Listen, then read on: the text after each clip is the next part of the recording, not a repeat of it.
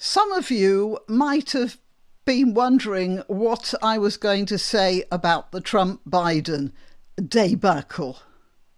And, well, all I could say is it reminded me of an episode in Fawlty Towers. That was the episode called Gourmet Night. You see, I've never been able to watch that episode right the way through. I've tried several times. But by the time John Cleese starts hitting his car with that tree branch, I'm in such a state of embarrassment that my jaw, that actually my entire body is aching from the tension, and I just can't carry on watching it. Well, that's how I felt about the Trump-Biden fiasco. I couldn't watch it through. I started, I did want to try, but after a few minutes I felt a great disturbance in the force, as if millions of Americans and their allies had suddenly cried out in terror and then fell silent in red-faced shame.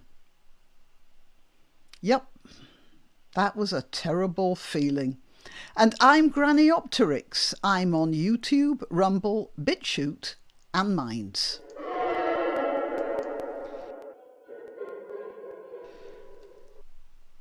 So, yeah, I couldn't watch it all. I managed a little while, but it got so embarrassing.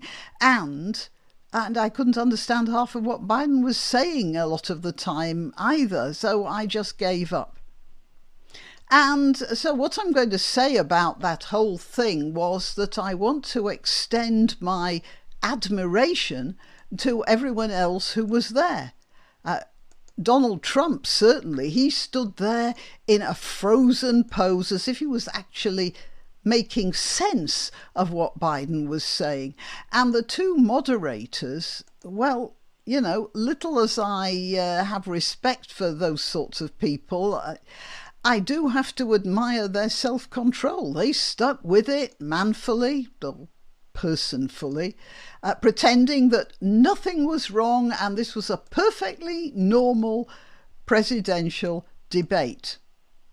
The significance wasn't lost on most people, though the next day I read some comments to do with persuading Biden to step down because apparently, although you could remove the captain that you feel is incompetent to sail a ship, you can't do that to the captain of the ship of state. And that's something else I actually don't understand, you see, because apparently the Democrats have to persuade Biden to step down on his own.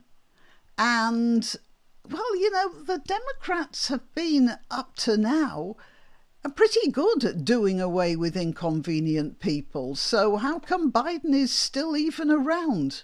Well, whatever. And the other thing I have to say about that debate, never mind, is how things seem to be going parallel between the UK and the USA. What with the Conservatives over here letting Labour in by default, and doing that by fielding a demonstrably incompetent, weak, out-of-touch, unpopular government, while the Democrats over in the USA are doing exactly the same thing. Both of these long-established political institutions, well, you'd think they'd know better, wouldn't you? But now they remind me of balloons that someone let the air out of. They're making a lot of unpleasant noise while they're losing whatever gas has been bloating them. But after whizzing about aimlessly for a bit, we're going to be watching as they collapse into wrinkled, empty sacks of deflated plastic, the sort of thing that someone might come across on the floor after a party and wonder what it might have been once upon a time, when it was in the sort of shape that actually made sense. Okay, so that's what I have to say about the first presidential debate. Do you think there's going to be another one? I'm not so sure there will be. Till next time. You can help my channel by clicking like, by subscribing, by clicking the notification bell, and by sharing if you're so inclined. Links to my other channels are in the description, also links to donation sites, but really the best way you can help me is simply by clicking like. Thank you.